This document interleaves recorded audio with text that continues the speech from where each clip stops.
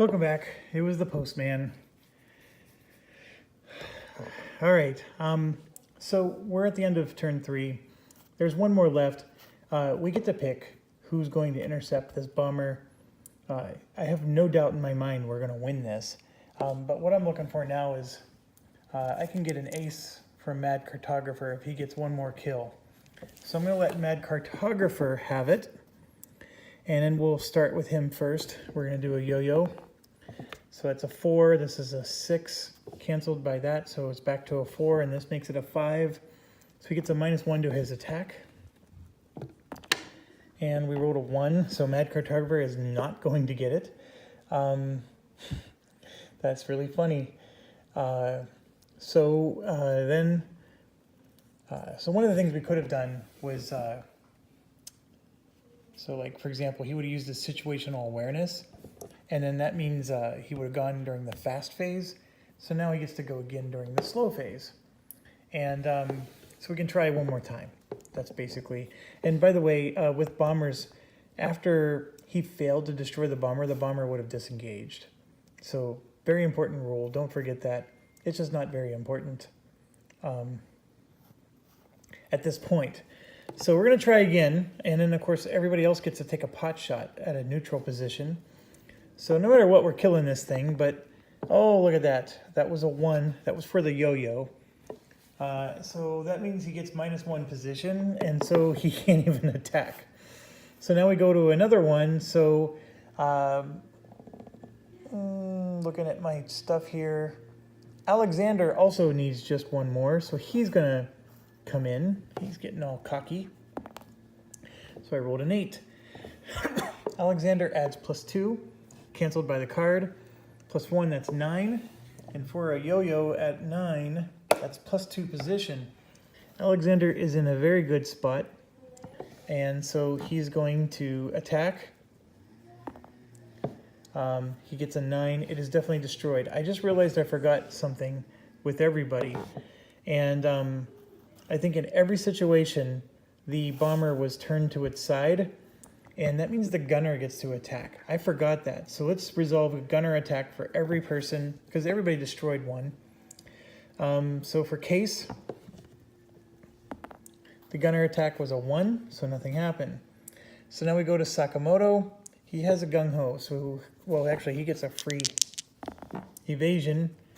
It's an 8, which is bad. But it's -1 because of this, so it becomes a 7. And then Sakamoto reduces it to a 6-5-4. So Sakamoto would get 1 stress, and he's fine with that. He'll just take the 1 stress. Now we're going to move to Mad Cartographer, who does not have gung-ho. So he's going to take 1 stress because he doesn't want to get destroyed here. And we rolled a 5. 4, 3, 2, it's not even a hit. So that's fine. And then Alexander is going to get it twice. Once for when he killed the first bomber, and then once for this bomber for this turn. So Alexander has no stress. You know what? I'm feeling pretty good that it's impossible to even get an 8. And here's why I'm thinking that. Let's say I roll a 10. It's -1 here, so that becomes a 9. And then he subtracts 2 more, so that would become a 7. So I'm just going to roll 2 dice for the 2 attacks. And here you go, I got the 9. So this is for sure a miss. This 9 becomes an 8, 7, 6, which is 1 stress. For Alexander, I probably should have done the same math for everybody else. But this is destroyed, and Alexander gets a star. So he just made ace. Just a reminder, what does the point of these stars? At the end of the game, I get 1 victory point for every person who's still alive and in my crew that has 5 stars. So if I were to fill up, for example, with Sakamoto, if I can get the second set, I'll get 2 victory points. Okay, so we're done there. Let's update our sheet. I'll move everything out of the way. We do have to fly home. Gain SO points equal to the number of days in this campaign. So it is a 9-day campaign, and we got 9 more again. So plus 9. So now we're at, I mean, basically it's a net of plus 7, so 28. We destroyed the second target. It's worth 2, so that's 4 points. We're up to 38 for the day. And 38, just a reminder, is 1 point away from a great evaluation. And here the recon improves by 1 and the intel improves by 1. So we do that here, recon and intel. And both of these targets go into our success pile. Now we do have to resolve stress. So these light bombers were 29. And 29 on the board was stress of 0. You can see it's right here. So that's fine. No stress for any of my guys. But now we got to resolve experience points. And they each get plus 2. And that's why I leave these out. So we have Alexander getting 2. And that means he has 3. That's not enough. Case gets to give them to somebody. So we're going to wait there. Sakamoto is going to get 2. Sakamoto's already a legendary. He doesn't need to get any. Mad Cartographer gets 2. And his veteran is just a -1, so he actually has 9. And Mad Cartographer needs 10. So Case will give one of his to Mad Cartographer. So Mad Cartographer in just 2 turns is legendary. Okay, so let's see what his legendary brings us. Flip it over. He had plus 3. Now he's fast. He's a fast pilot. But look, he loses his situational awareness. He had 1 there, and now he's at 0. That's an interesting thing. I guess being fast is better than being slow with a situational awareness. So yes, Sakamoto is done. And there's only 1 pilot then that can get experience points, and that's because Case can't get any. Cartographer can't get any more. Sakamoto's already a legendary, so we're going to have to give Case's last experience point to Alexander here. And that's what I will do. So Alexander is now at 4 towards his next level, and he needs 6. Okay, so with my new system I devised here, you can see the planes that were on missions are in the felt. The ones that didn't go on a mission are on the card. So I can just go here and say he rested for because he didn't go on a mission, right? So he's going to lose stress. And so here you can see Paxton was 1, but he had no stress.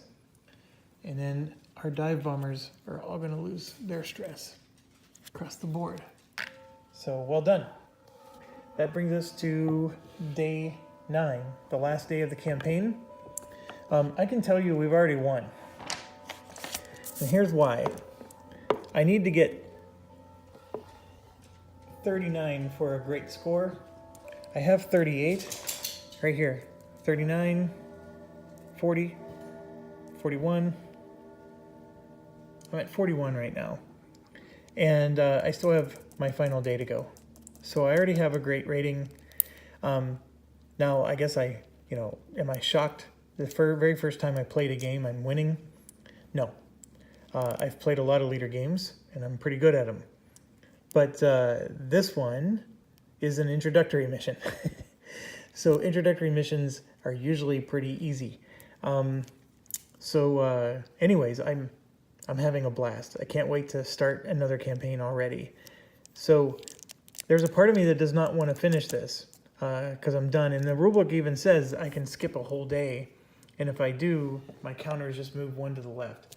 So I'm going to call it. I got the best rating possible. I don't think this is a game where, I'm going to have the best score ever. I don't think that way at all. I already achieved what I need to achieve, and that was the best evaluation of great. I'm already at 42, but let's, for fun, see what this next target would have been. It would have been a supply depot, which is a secondary target, which was, this actually would have been a fun one to do. All targets get +1 center sight draw, and that's an improvement, so it doesn't matter which target I'm talking about. So I would have drawn that, and then I would have had to go into the discard pile to get the rest. And here's our discard pile over here. There's only 3 of them in the discard pile, and we're just gonna roll 3, 6, 9. So I rolled a 6. So here's the 3, and this one would have been the 6. So there you go. We would have had our 2 missions to do. This one had friendly fire, 5 planes go in the mission. I would have gotten 4 victory points for that, and 2 for that. I would have gotten 6 had I succeeded, and I'll be quite honest with you, I don't have any reason to believe I wouldn't. I think I have a pretty nice crew, and between all my gung-ho abilities, I could have gotten it done. The only thing that might have happened is maybe I just didn't drop enough hits, because to hit this 6 times and to hit this 5 times, I would have to use all 6 of my bombers. And that's, you know, a potential issue, because Gremond here is pretty stressed out. But I had 28 SO points. I would spend 9 to maybe get rid of some stress. I'm sorry, I'd have to do 12. I keep forgetting it's 9 in Hornet Leader. I probably would have done that. And then the other thing is we've never used these special weapons. So I would have pulled out the napalm, right? That cost me 2 SO points. Well, I got plenty of SO points. I have 28 SO points right now. So I get out some napalm, I get out some Tiny Tim rockets. Now I'm shooting from 1 space away. I don't even have to fly over the target. There's a lot of options here. And the rockets, by the way, can only be used on the torpedo bombers. See, these dive bombers you can't put rockets on them. In fact, these dive bombers, I can't even put napalm on them. Ooh, that's an interesting twist.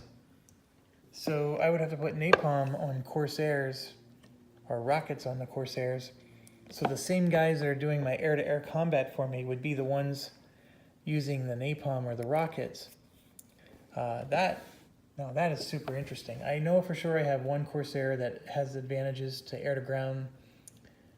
I would for sure use these 2 guys who can use rockets, even if they can't use napalm. And then, yeah, the dive bombers can just bring in 1,000-pounders and still cause a lot of hell. But yeah, I'm going to call it. The rules do let me skip a day, and that's what I will do. And with everybody surviving, like I said, 39, 40, 41. Was it 41? Yeah, 41. So 41 victory points.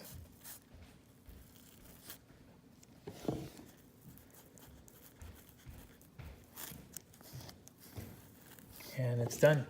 Thank you for watching.